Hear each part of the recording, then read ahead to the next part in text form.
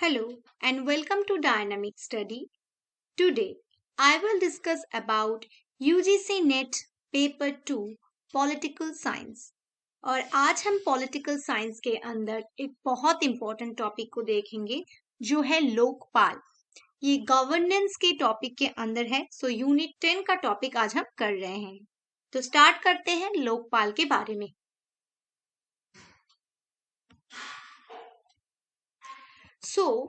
ये लोकपाल का कॉन्सेप्ट कहाँ से आया, वहां से हम शुरू कर रहे हैं। So the earliest democratic institution created in the world for the redressal of citizens' grievance is the Scandinavian institution of ombudsman. So सबसे पहले जो डेमोक्रेटिक इंस्टीट्यूशन बनाया गया, गणतांत्रिक प्रतिष्ठान बनाया गया वर्ल्ड वाइड, सिटीजन्स के जो अधिकार है, जो उनके खिलाफ कोई अगर काम करवा हो रहा है तो उसके विरुद्ध जाने के लिए कोई एक डेमोक्रेटिक इंस्टीट्यूशन सबसे पहले बनाया गया। तो ये सिस्टम सबसे पहले बनाया गया कहाँ पर? स्कैंडिनेवियन कंट्रीज में। जो स्कैंडिनेवियन कंट्रीज है वहां पर एक इंस्टीट्यूशन बनाया गया जिसका नाम था ombudsman. Okay, Donald C Robert, an international authority on the ombudsman, calls it a uniquely appropriate institution for dealing with the average citizen's complaints about unfair administrative actions. Okay, so Donald C. Rowett जो है वो एक international authority मतलब उसके अंदर है ombudsman के। उन्होंने कहा कि ये क्या है ना, एक यूनिकली बहुत यूनिक कॉन्सेप्ट है, बहुत अलग टाइप का कॉन्सेप्ट है। Appropriate institution, uniquely appropriate institution है फॉर डीलिंग विथ, किस बारे में ये डील करता है? Dealing with the average citizens complaint about unfair administrative actions. क्या हो रहा है कि ये एप्रोप्रिएट इंस्टीट्यूशन है, ये डील करता है एवरेज सिटीजन्स कंप्लेन ले लेता है अबाउट अनफेयर, जो एडमिनिस्ट्रेटिव काम हो रहा है, अनफेयर एडमिनिस्ट्रेटिव एक्शंस के बारे में ये कंप्लेन लेता है। ओके, अगर सरकार या कोई भी प्रतिष्ठान आपके खिलाफ कोई ऐसा कार्यवाही कर रहा है या आपके खिलाफ जा रहा है, तो उसके खिलाफ आप कंप्लेन कर रहे हैं।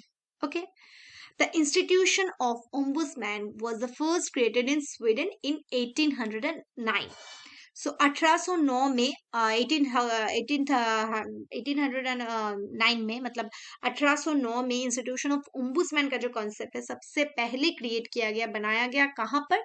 स्वीडन में, क्योंकि ये मतलब स्कैंडिनेवियन कंट्रीज में है। सो ओम्बुड्स is a Swedish term. ये एक Swedish term है and refers to a person who act as the representative or spokesperson of another person. ये इसका जो वर्ड है ombudsman का कॉन्सेप्ट है ombud से आया है, स्वीडिश टर्म है। ये इसका मतलब है एक पर्सन है, एक व्यक्ति होगा जो दूसरे के लिए बात करेगा, स्पोक पर्सन की तरह काम करेगा, उसको हम ओम्बुस कहते हैं।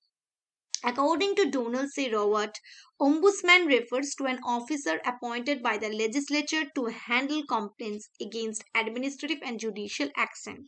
So Donald C. Rowett जो है वो ombudsman रेफर करते हैं, एक ऑफिसर है appointed by the legislature, जो legislature के द्वारा appointed है to handle complaints, वो क्या कर सकते हैं? कंप्लेन हैंडल कर सकते हैं against administrative and judicial action. कोई भी एडमिनिस्ट्रेटिव एंड जुडिशियल एक्शन मतलब के खिलाफ एक ऑफिसर अपॉइंट किया जाएगा लेजिस्लेचर के द्वारा, जो हैंडल करेंगे कंप्लेंट्स किसके बारे में? एडमिनिस्ट्रेटिव या जुडिशियल एक्शंस के बारे में। Okay, so this is the concept, basic concept कहाँ से आया और क्या है ये। ओके, नेक्स्ट देखते हैं। So the Swedish ombudsman deals with the citizens' grievance in the following matter. So Swedish जो ombudsman का concept है वो डील करता है जो नागरिक का जो grievance rights है, जो उसका अधिकार है, उसके लिए उस मैटर में वो काम करता है। So कौन सा ऐसा मैटर है? First, abuse of administrative discretion, that is misuse of official power and authority. मतलब abuse of administrative discretion मतलब आप एक एडमिनिस्ट्रेटिव पद में हो और आप उस पद का अब्यूज कर रहे हैं। ओके, आप मिसयूज कर रहे हैं उस पद का, ऑफिशियल पावर का, ऑथोरिटी का। आप उस पद में हैं और आप हायर पोजीशन में होने की वजह से आप उसको मिसयूज कर रहे हैं। Next, maladministration, that is inefficiency in achieving the targets. आप अपना जो एडमिनिस्ट्रेशन का काम है आप ठीक से नहीं कर नहीं रहे हैं, इनएफिशिएंट है आप अपने जो टारगेट्स है, गोल्स है, लक्ष्य है, उसको फुलफिल करने में। Next, administrative corruption, that is demanding bribery for doing things. Okay मतलब आप ब्राइब ले रहे हैं, मतलब आपका जो काम है, आपको जिस काम के लिए नियुक्त किया गया है उसके लिए आप ब्राइब ले रहे हैं, आप करप्शन आ रहे हैं, आप करप्शन कर रहे हैं, मतलब आप अपना काम तो ठीक से नहीं कर रहे, उसके साथ साथ आप उस काम के लिए चार्ज कर रहे हैं, क्योंकि आपको तो गवर्नमेंट पे कर रहे हैं उसके बाद भी. Next, nepotism, that is supporting one's own kith and kin in matters like providing employment. आप उस पद में हो, आप एक अपॉइंटमेंट डायरेक्टर हो या कोई बड़ा पद में हो, तो आप अपने बच्चे को, अपने फैमिली के लोगों को ही उस पोस्ट में आप एम्प्लॉय कर रहे हैं.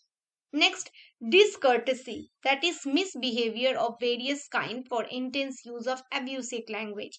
Discourtesy, आप मतलब क्या कर रहे हो, आप वेरियस काइंड मतलब अब्यूसिव लैंग्वेज, या आप मारपीट कर रहे हो, झगड़ा कर रहे हो, मिसबिहेव कर रहे हो अपने जो कर्मचारी हैं या जो लोग पब्लिक आपके पास अपने काम के लिए आ रहे हैं उनके साथ आप बदतमीजी कर रहे हो. तो इन सारे चीजों के लिए जो स्वीडिश ओम्बुड्समैन कॉन्सेप्ट है वो डील करता है. नेक्स्ट देखते हैं. ये जो स्वीडिश ओम्बुड्समैन का कॉन्सेप्ट है वो किसके द्वारा अपॉइंट होते थे इसके बारे में देखते हैं. सबसे पहले हम ओम्बुड्समैन के बारे में जानेंगे, उसके बाद इंडियन कॉन्सेप्ट जो लोकपाल है उसके बारे में जानेंगे. The Swedish ombudsman is appointed by the parliament for a term of 4 years. जो स्वीडिश ओम्बुड्समैन का कॉन्सेप्ट है वो 4 साल के लिए पार्लियामेंट के द्वारा अपॉइंटेड होते हैं. He can be removed only by the parliament on ground of its loss of confidence in him. He can be removed, उनको हटाया जा सकता है अपने पद से, किसके द्वारा, पार्लियामेंट के द्वारा. अगर वो पार्लियामेंट में उनका कॉन्फिडेंस लूज हो गया, मतलब उनका जो समर्थन है वो चला गया, तो वो अपने पद से रिमूव किया जाएगा. He submits his annual report to the parliament and hence it is also known as parliamentary ombudsman. वो क्या करेंगे, उनका काम क्या होगा, जो स्वीडिश ओम्बुड्समैन वो एक एनुअल रिपोर्ट पार्लियामेंट को भेजेंगे और पार्लियामेंट उसको कहते हैं पार्लियामेंट्री ओम्बुड्समैन. ओके, वो जो रिपोर्ट पेश करते हैं उसको कहते हैं parliamentary ombudsman. But he is independent of the parliament or legislature as well as the executive and judiciary. मतलब जो ओम्बुड्समैन के पद में है, जो ऑफिसर है वो इंडिपेंडेंट है, वो पार्लियामेंट के द्वारा इलेक्टेड मतलब अपॉइंटेड भी होते हैं और रिमूव भी होते हैं, लेकिन वो पार्लियामेंट के जो ऑर्गन्स है जैसे कि लेजिस्लेचर्स उसके द्वारा वो डिपेंडेंट नहीं है, वो इंडिपेंडेंटली काम करता है, एज वेल एज वो एग्जीक्यूटिव एंड जुडिशियरी किसी के भी कंट्रोल के अंदर नहीं है. Okay, the ombudsman is a constitutional authority. ये जो ओम्बुड्समैन का कॉन्सेप्ट है ये एक कॉन्स्टिट्यूशनल अथॉरिटी है, ये एक संवैधानिक पद है, and enjoy the powers to supervise the compliance of laws and regulations by the public officials and see that they discharge their duties properly. The ombudsman, ये जो ओम्बुड्समैन का कॉन्सेप्ट है ये constitutional is a constitutional authority, एक संवैधानिक पद है, एक कर्तृत्व है, and enjoys the power to supervise the compliance of laws and regulations by the public officials. Ombudsman एक कॉन्स्टिट्यूशन में बताया गया है इसके बारे में, उनके पास पावर है कि वो किसी भी कंप्लेन, किसी भी लॉ के खिलाफ, रेगुलेशन के खिलाफ कंप्लेन ले सकते हैं bye the public officials, public law officials के द्वारा, and see that they discharge their duties properly, and देख सकते हैं कि वो अपना काम ठीक से कर रहे हैं या नहीं. In other words he keeps a watch over all public officials, और वो क्या कर सकते हैं, नजर रख सकते हैं सिविल, जुडिशियल, मिलिट्री सब विषय में, so that they function impartially, क्योंकि वो इससे क्या होगा, इम्पार्शियली काम करेंगे, objectively and legally. Okay, that is in accordance with the law. However, he has no power to reverse or quash a decision and has no direct control over administration or the courts. Okay, यहाँ पर क्या बताया जा रहा है, in other words में हम कहें ही कीप्स अ वॉच, वो एक नजर रख सकते हैं पब्लिक ऑफिशियल्स के ऊपर, सिविल ऑफिशियल्स, जुडिशियल, मिलिट्री के जो काम कर रहे हैं, जो ऑफिशियल्स हो या सबऑर्डिनेट्स हो, सबके ऊपर कि वो अपना काम, फंक्शन जो है उनका जो काम है, कर्तव्य है, वो क्या इम्पार्शियल, निरपेक्ष रूप से कर रहे हैं या नहीं. वो देखेंगे ऑब्जेक्टिवली लीगली, वो ऑब्जेक्टिवली लीगल रूल फॉलो कर कर वो काम कर रहे हैं या नहीं, लॉज ठीक से इम्प्लीमेंट हो रहे हैं या नहीं, ये सारी चीजें। However he has power to reverse a quash audition, वो अपना जो पूर्व डिसीजन है वो उसे रिवर्स कर सकता है, और has no direct control over administration और कोर्ट्स, और उनका डायरेक्ट मतलब ये, लेकिन उसके साथ एडमिनिस्ट्रेशन और कोर्ट्स का कोई रिलेशन नहीं है। ओके, नेक्स्ट देखते हैं। So, ombudsman can act either on the basis of complaint received from the citizens against unfair administrative action और suo motu। मतलब क्या है, ओम्बुड्समैन का जो पद है वो वहां पर कोई भी सिटीजन अगर नागरिक वहां पर कंप्लेन करे उसके हिसाब से वो काम कर सकता है, और सुओ मोटो मतलब ऑन हिज ओन इनिशिएटिव, अपने इच्छा से अपने इनिशिएटिव को लेकर वो काम कर सकते हैं। He can prosecute any hearing officials including the जजेस, वो प्रोसिक्यूट कर सकते हैं ऑफिशियल्स जजेस के, मतलब ही कैन प्रोसिक्यूट, वो प्रोसिक्यूट करते हैं any hearing officials including the जजेस, जजेस के मतलब जजेस को लेकर वो प्रोसिक्यूट करते हैं, कोर्ट में भेज सकते हैं। However, he himself cannot inflict any punishment, लेकिन वो क्या कर सकते हैं, राय जरूर दे सकते हैं लेकिन कोई पनिशमेंट नहीं जारी कर सकता है। ही ओनली रिपोर्ट्स द मैटर, उनके पास सिर्फ रिपोर्ट, जो रिपोर्ट है उसको मैटर को वो पेश कर सकते हैं द हाईएस्ट अथॉरिटी के पास for taking the necessary corrective action.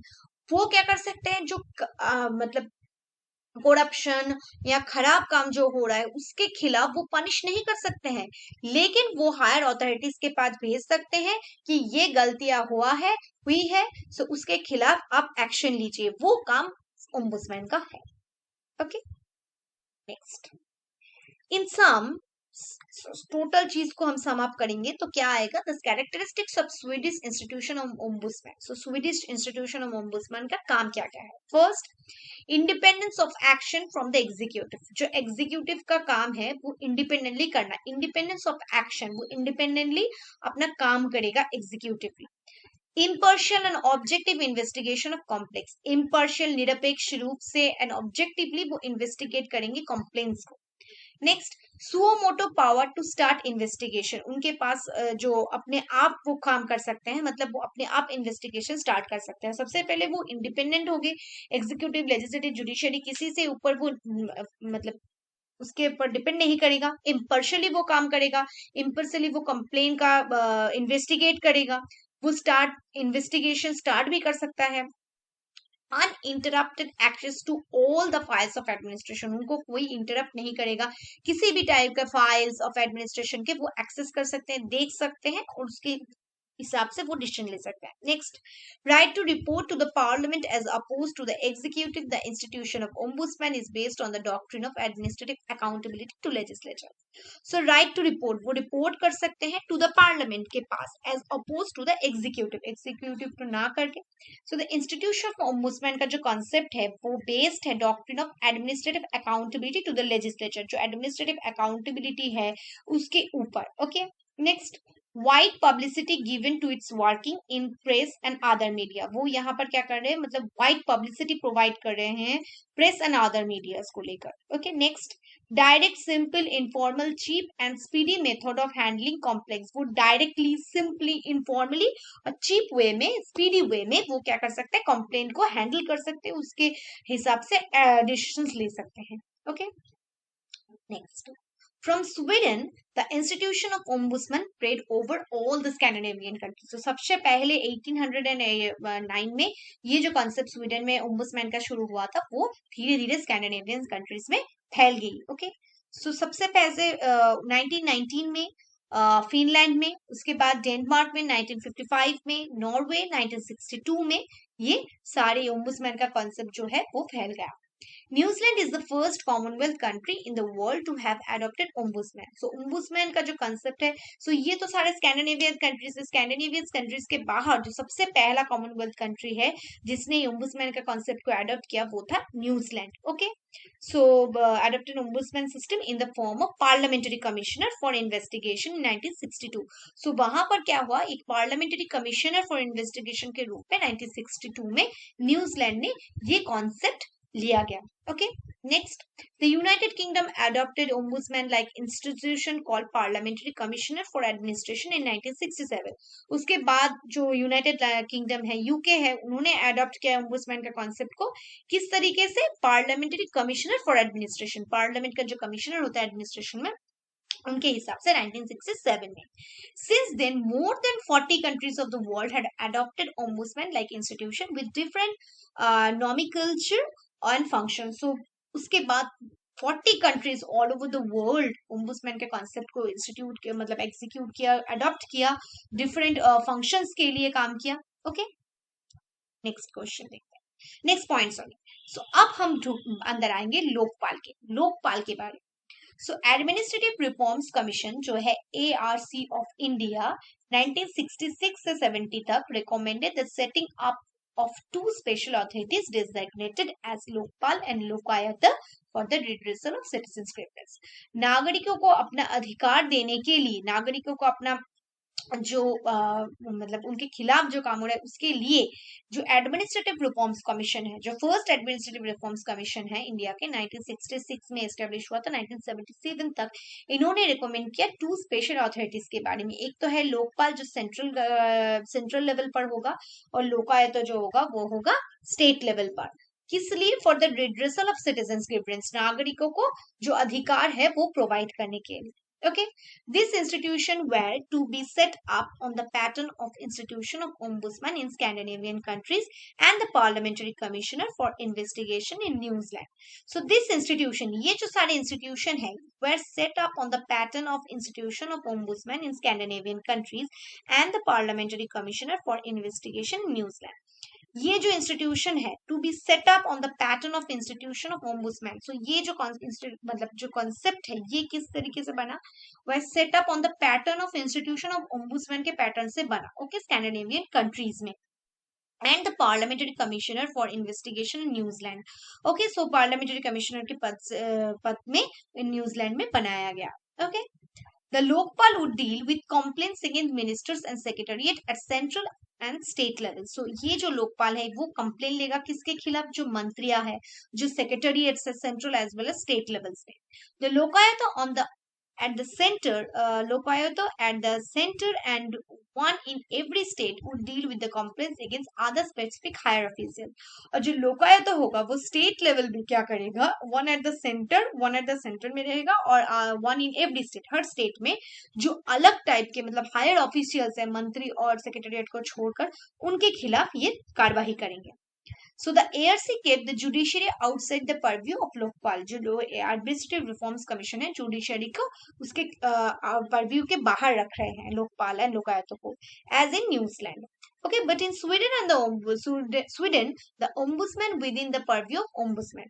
So ombudsman का जो purview है वो मतलब जुडिशरी के अंदर है. Okay, next.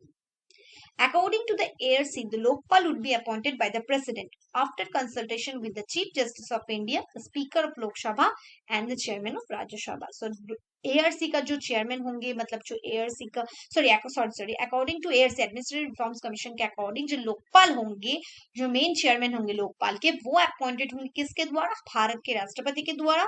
वो जो chief justice of India supreme court के प्रधान विचारपति होंगे उनके साथ परामर्श करेंगे.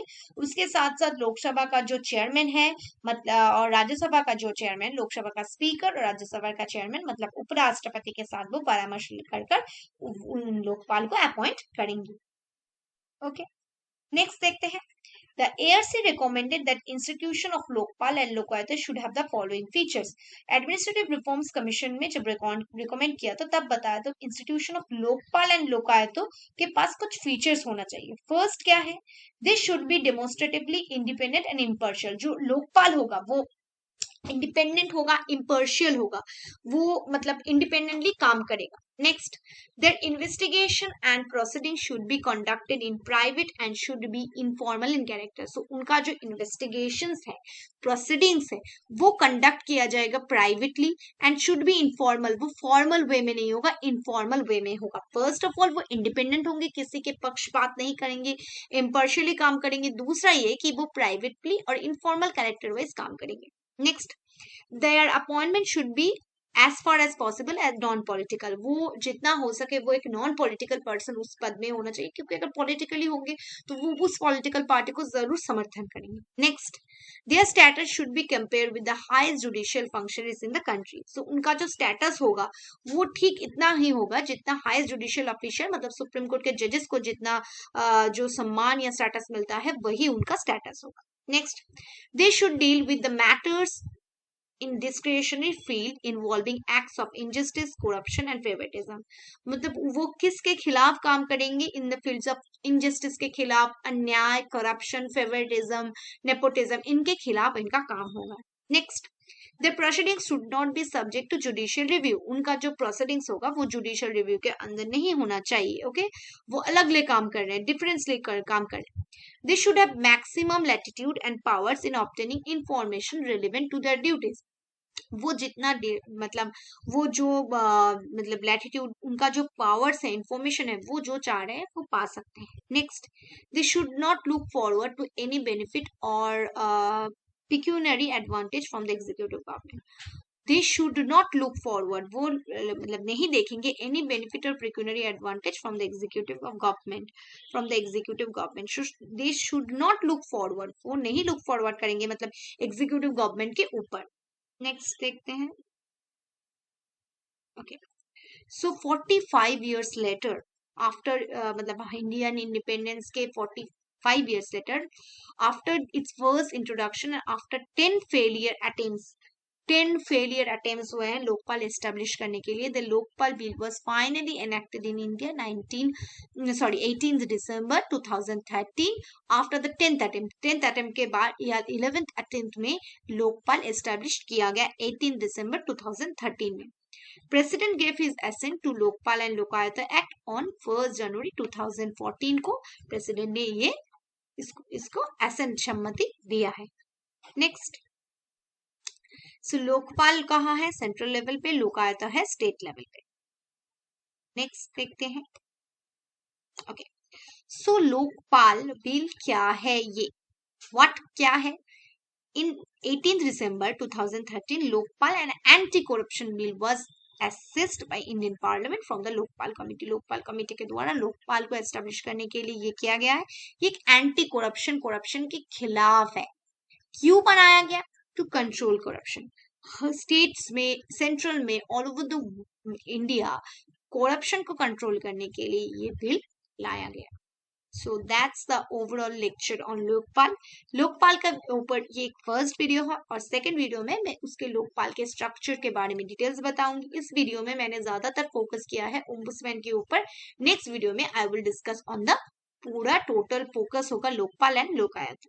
सो तब तक के लिए thank you, keep on watching and keep on learning.